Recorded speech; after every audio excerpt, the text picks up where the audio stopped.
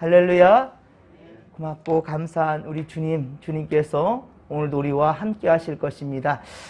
설 명절은 우리 성도님들 잘 보내셨는지요? 예년에 비해 설 명절 그 연휴가 좀 길었지만은 코로나 사태 때문에 차분한, 조용하고도 차분하고 또 긴장하면서 보낸 연휴였던 것 같습니다. 저희도 정읍 본가와 처가의 문교까지 다녀왔는데 오가는 도중에 휴게소를 들르지 않았고, 그리고 고향에 가서도 오직 부모님 집에서만 시간을 보내다가 왔습니다. 하지만 역시 사랑하는 이들과 함께하는 것이 그 자체가 행복인 것 같습니다. 우리 2022년 이 한 해 우리 진목교 성도님들 항상 힘들지만 어렵지만 좀 제한적이지만 그래도 우리가 모일 수 있는 모든 기회에 최선을 다해서 함께하며 하나님을 예배할 수 있기를 주님의 간절히 축원합니다. 코로나가 야속하지만 더 많은 어떻게 보면 부모님들과 많은 대화를 나눌 수 있는 그런 또 시간들이었고요. 바람이 있다면 연로하신 부모님들과 또 우리 진목교회 우리 성도님들 새해에는 아픈 곳 없이 오래오래 행복하게 함께하였으면 좋겠습니다. 그리고 죄송한 것은 2월 월상 예배를 영상으로 촬영해서 만들어서 이렇게 설 명절 아침 예배로 가족 함께 하려고 그랬는데 또 지방에서 기술적인 문제가 좀 있어서 마음만 앞섰던 것 같아요. 하지만 그것이 또 이제 목사의 마음이라고 생각하시고 이해해 주시면서 그러면서 여러분들 최선을 다해서 또 가정 예배 순서지를 가지고 예배를 다 드렸을 줄 믿습니다. 여러분 항상 예배하는 즐거움이 우리 가운데 제대로 회복되어져서 한 해는 정말 하나님 기뻐하시는 참담 예배자가 되기를 간절히 빌고 소망합니다. 코람되어 정직한 믿음으로 하나님께 예배하는 우리 여러분들을 하나님 절대로 외면하지 않으실 것입니다. 주께서 새해에도 변없는 사랑으로 함께 하시면서 그렇습니다. 이 땅에 기름진 복과 하늘의 신령한 복들로 우리 성도들에게 채워주시기를 그 인생과 항상 함께 하기를 주님의 간절히 축원합니다. 자, 오늘 함께 은혜 받을 말씀은 히브리서 9장 23에서 28절까지 말씀 우리 함께 읽었는데요. 그리스도의 완전한 대제사장적 사역, 이에 대한 말씀입니다. 구약 제도 아래 있었던 성막과 그리고 제도들 그리고 율법들은 어디까지나 하늘에 있는 것들의 모형일 뿐입니다. 하늘에 있는 것들의 모형에 불과해요. 그래서 22절 앞서 보았지만 짐승의 피로써 정결케 할 필요가 있었습니다. 항상 피로써 죄를 없게 할 수 있어요. 피 흘림이 없은즉 사함이 없느니라. 22절의 말씀에 그렇게 말씀하셨죠. 그렇습니다. 그러나 모형이 아닌 하늘에 있는 것들, 즉 구약제도의 원형, 모형이 아니라 원형은 더 좋은 제물로 해야 할 것입니다. 더 좋은 예물이 필요했던 것이죠. 그 더 좋은 예물이란 무엇인가? 흠이 없는 완전한 것입니다. 짐승의 피는 불완전한 것입니다. 하지만 완전한 피가 무엇인가? 그것이 바로 그리스도 자신의 피였던 것이죠. 24절에 보면 참 것의 그림자인 손으로 만든 성소라는 말씀이 나오죠. 참 것의 그림자인 손으로 만든 성소. 자, 이것은 하나님의 명령에 따라 이스라엘 백성들이 지은 구약의 성막 혹은 성전의 성소를 가리키는 말입니다. 이 참것이 그건 무엇인가? 참것의 그림자라고 했으니까 참것의 그림자, 그러니까 성소와 성막은 그림자일 뿐이라는 거예요. 원형이 아니라 모형이라는 것이죠. 그럼 이 원형, 참것, 이것이 무엇인가? 그것은 바로 하늘입니다.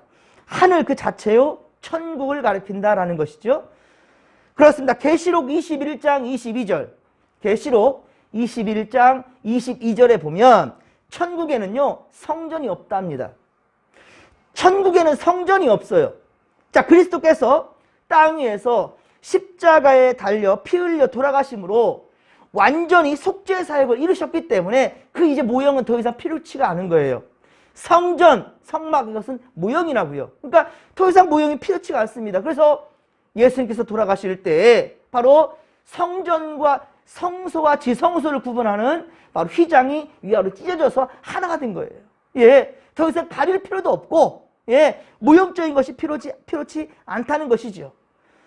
자, 그 속죄의 피를 가지고 들어가신 곳, 예수님께서 속죄의 피를, 본인의 피, 이것을 가지고 바로 들어가신 곳, 하늘 자체 곧 천국입니다. 전능하신 하나님 본인이 성전이 되셨다는 것이죠. 성경은 그렇게 증언하고 있습니다.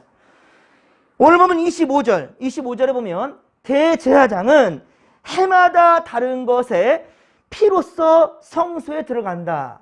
해마다 다른 것의 피로써. 그러니까 동일할 수가 없겠죠. 한번 죽은 것으로 또 피를 안 그럴 수 없어요. 산 짐승을 잡아가지고 그 피를, 새로운 피가 필요했다는 것이죠. 자, 이것은 자신의 피가 아니라 바로 다른 것의 피, 곧 짐승의 피를 가리키는 거죠. 대제사장은 그래서 해마다 자신의 피가 아니라 대제사장은 바로 짐승의 피가 필요했고, 그것으로 자신뿐만 아니라 이스라엘 백성들을 거룩하게 해왔고 죄로부터 속죄게 했다는 것이죠. 하지만 그 속죄는 온전한 것이 아니었기 때문에 해마다 그 피가 필요했던 것입니다. 그렇습니다. 25절에 보면 자주라는 말이 나오죠. 25절에 보면 자주. 그리고 26절에는 무슨 말이 나와요? 단번에 제물로 드려 죄를 없이 하시려고. 그러니까 25절에 자주 자기를 드리려고, 이 말과 26절에 단번에 제물이 되었다. 이게 바로 지금 대조를 이루고 있는 것입니다. 대조를 이루고 있어요. 자주라는 말과 단번에라는 것이 분명히 대조되고 있습니다. 예수님의 몸을 드린 제사, 즉 십자가 고난으로 이제 다시는 불완전한 제사의 피가 필요치 않다라는 것이죠. 그러므로 주께 감사드리며 그 피를 힘입어서 죄를 씻고 의의 길로 우리는 나아갈 수 있게 된 것입니다. 생명의 길, 바로 산길이 예수 그리스도의 피로 말미암아, 바로 십자가의 고난으로 말미암아 우리 앞에 열려지게 된 것입니다. 그러기 우리는 항상 십자가의 은혜를 기억하며 감사하며 사는 우리 또 이 2022년 한 해가 되기를 주님의 간절히 축원합니다. 자, 27절은 모든 인생의 마지막을 말씀합니다. 자, 우리 함께 27절 말씀을 같이 한번 읽겠습니다. 한 번 죽는 것은 사람에게 정해진 것이요 그 후에는 심판이 있으리라. 아멘. 한 번 죽는 것은 사람에게 정해진 것이요 그 후에는 뭐가 있다? 심판이 있다는 거예요. 사람들은 죽으면 끝이라고 하지만 아닙니다. 그런 죽으면 끝이라는 것을 안다면, 그것으로 안다면 굳이 예수를 믿을 이유가 없어요. 분명히 죽음 이후에 심판이 있다는 거예요. 죽음은 모든 사람에게 보편적인 거죠. 모든 사람은 죽습니다. 죽음 후에는 그러나 하나님의 심판이 있다는 것. 우리 예수 믿는 사람들은 이것을 압니다. 그리고 예수님은 약속대로 어떻습니까? 반드시 다시 오실 거라는 거예요. 예수님은 다시 오십니다. 전에 용서와 평화, 화평의 주님으로 오셨다 한다면, 자, 이제 양과 염소를 분명히 구분하시는, 그 심판주로 다시 오실 것이라는 거예요. 예수 그리스도께서 십자가에 달려 죽어주신 것은, 자, 자신이 하나님의 심판을 받는 것이 아닙니다. 자, 대제사장은 이스라엘 백성들의 죄를 대속하기 위해서 바로 짐승의 피를 하나님께 드렸단 말입니다. 그래서 속죄케 했는데, 바로 이스라엘의 죄를 말미암아 그렇게 짐승의 피가 필요했지만, 예수님은 자신이 죄를 지은 것이 아니라 대제사장도 자신을 위해서 속죄할 필요가 있었거든요. 하지만 예수님은 대제사장적 사역을 감당했지만 자신의 피가 필요치 않았다는 거예요. 왜? 자신은 죄와 흠이 없기 때문에, 심판의 대상이 아니기 때문입니다. 그 여전히 자신이 하나님의 정하신 바로 심판자라는 거예요. 심판주로 오신다는 거예요. 예수님은요. 심판받을 대상이 아니라 심판할 그 주인으로 심판자로 오신다는 것이죠. 자신이 피 흘려 속죄하신 자들을 구원하시기 위해서 주님은 오신 것이고, 이제 그렇게 의를 위해 바로 믿음을 지켰던 자들, 그들을 바로 천국으로 그렇게 인도하고자 주님 다시 오시는 겁니다. 그래서 다시 오실 주님을 28절에 보십시오. 28절에 보면 어떻게? 두 번째 나타나시리라. 두 번째 나타나시리라고 그렇게 말씀하시는 겁니다. 즉 다시 오신다는 거죠. 구원에 이르게 하기 위해서 죄와 상관없이 자기를 바라는 자들을 위함이다. 끝까지 믿음을 지키고 주님을 바라는 자들, 구원에 이르게 하기 위해서, 바로 우리를, 이 믿는 성도들을 온전한 구원에 이르기 위해서 죄와 상관없는 자기를 그 바라는 자들에게 또한 보이기 위해서 이 땅에 오신다. 다시 오신다라고 주님 말씀하시는 겁니다. 이 무리에 바로 저와 여러분들이 해당될 수 있기를, 할렐루야, 포함되기를 주님의 이름으로 간절히 축원합니다. 요한복음 5장 28에서 29절, 매우 중요한 말씀입니다. 요한복음 5장 28에서 29절 말씀입니다. 이를 놀랍게 여기지 말라. 무덤 속에 있는 자가 다 그의 음성을 들을 때가 오나니 선한 일을 행한 자는 생명의 부활로, 악한 일을 행한 자는 심판의 부활로 나오리라. 아멘. 할렐루야. 놀랍게 여기지 말랍니다. 무엇을? 무덤 속에 있는 자들이 다 깰 때가 있대요. 그의 음성을 들을 때가. 그러니까 죽은 자들이, 우리는 세상에는 다 죽었다, 끝이다 라고 말하지만 우리 예수 믿는 사람들은 죽음에 대해 성경은 그냥 죽었다로 말하는 분이 없습니다. 성경은 바로 죽은 자에 대해서 잔다라고 말합니다. 잠을 잡니다. 죽은 자는 자요. 때문에 이번 설 명절 때에도 예수를 알지 못한 자들 제사상을 차리고 제사를 드립니다. 차례를 드려요. 그 음식들을 차려놓으면 그 조상들이 와서 먹는답니까? 죽은 자들은 자요. 악한 일을 행한 자나 선한 일을 행한 자나, 요한복음 5장 말씀에 모두 잡니다. 자는 자들이 어찌 음식을 먹을 수 있겠습니까? 그럼 무엇이 먹겠습니까? 귀신이 옵니다. 어찌 악한 영들, 악한 귀신들을 우리 집으로 끌어들일 수가 있겠습니까? 그래서 우리 예수 믿는 자들은 절대로 제사상을 차릴 수가 없는 겁니다. 어째서 귀신들을, 악한 영들을 집 안으로 불러들일 수가 있겠습니까? 우리 할아버지, 증조부, 고조부, 조상들은 죽었으면 자는 거예요. 예수께서 다시 오실 때 깬다는 겁니다. 다 그의 음성을 들을 때가 오나니 선한 일을 행한 자. 그럼 선한 일을 행한 것이 뭘까요? 성경은요, 선하다는 표현이 바로 예수를 믿는 겁니다. 아멘. 예수를 믿는 것이 바로 선하다는 거예요. 그러니까 선을 행한 자는, 바로 곧 예수를 믿는 자는 어떤 부활로? 생명의 부활로. 그러면 악한 일을 행한 자는 뭘까? 악한 자를 행한 자는 주를 끝까지 부인한 자입니다. 예수를 믿지 않는 자입니다. 자, 그렇게 악한 일을 행한 자, 바로 예수의 뜻대로 복음대로 살지 못했던, 믿음 따라 살지 못했던 그런 자들은 어떤 부활? 심판의 부활로 나온다는 거예요. 심판의 부활. 즉 예수께서 이 땅에 오실 때 양과 염소로 구분 지을 때 우리 예수 믿는 자들은 생명의 부활로 그렇게 예수께서 예비하신 하늘나라로 가겠지만, 그렇지 못한 자들, 그런 자들은 바로 지옥 형벌을 면치 못한다는 것을 명심하시기 바랍니다. 때문에 여러분들 지금 믿는 이 믿음 절대로 어떤 것으로도, 코로나 사태보다 더 악한 것이 세상을 휘잡는다 할지라도요, 절대 흔들리지 아니하는 믿음으로 나갈 수 있기를 주님과 간절히 축원합니다. 그리고 여러분 사랑하는 지인들, 특별히 이 명절 때만큼은 더더욱 그렇습니다. 정말로 내 사랑하는 가족들과 이웃들과 친지들, 친구들 절대로 외면하지 마시고 반드시 예수를 영접할 수 있도록, 그래서 좀 악한 곳에 섬기는 것이 아니라, 속한 것이 아니라 선한 일을 행한 자로서 생명의 부활로 나아갈 수 있도록 인도할 수 있는 믿음의 성도들 되기를 주님의 간절히 축원합니다. 자, 결론적으로 28절에서 23절에서 28절까지, 오늘 보면 23절에서 28절까지는 자, 예수 그리스도의 완전한, 불완전한 제사장 아닙니다. 완전한 대제사장의 사역에 대한 말씀이었는데요. 그것은 그리스도께서 바로 자신을 내어주셨다는 거예요. 자신의 피였다는 겁니다.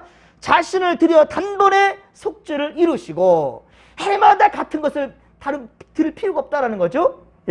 천국에 들어가셨고 지금도 하나님 나라 하나님께 이 우편에 계신다라는 것, 그리고 다시금 이 땅에 오신다라는 겁니다.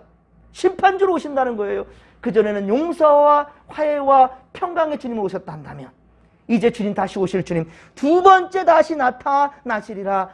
두 번째 다시 오실 때는요, 심판주로 오신다는 것을 명심하시고 우리는 깨어 있어야 될 것입니다.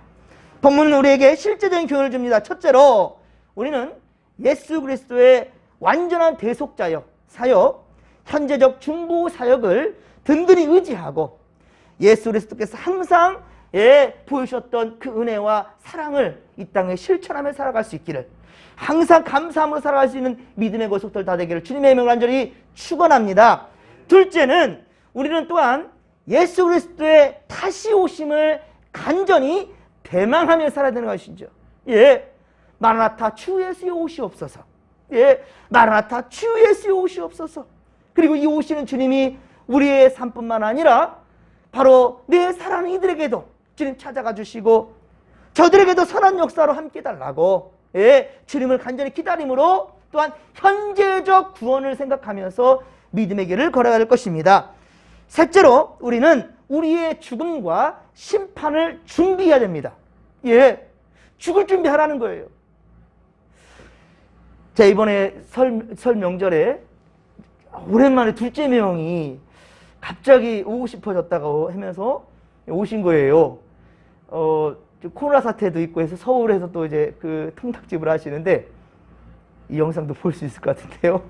우리 둘째 명이 갑자기 내려오신 거예요. 그래서 같이 예배를 드린 건 처음입니다. 사실 우리 둘째 명이 가장 예수 믿는데 참 팍팍하거든요. 그런데 같이 예배를 드렸다는 건 너무 놀라웠습니다.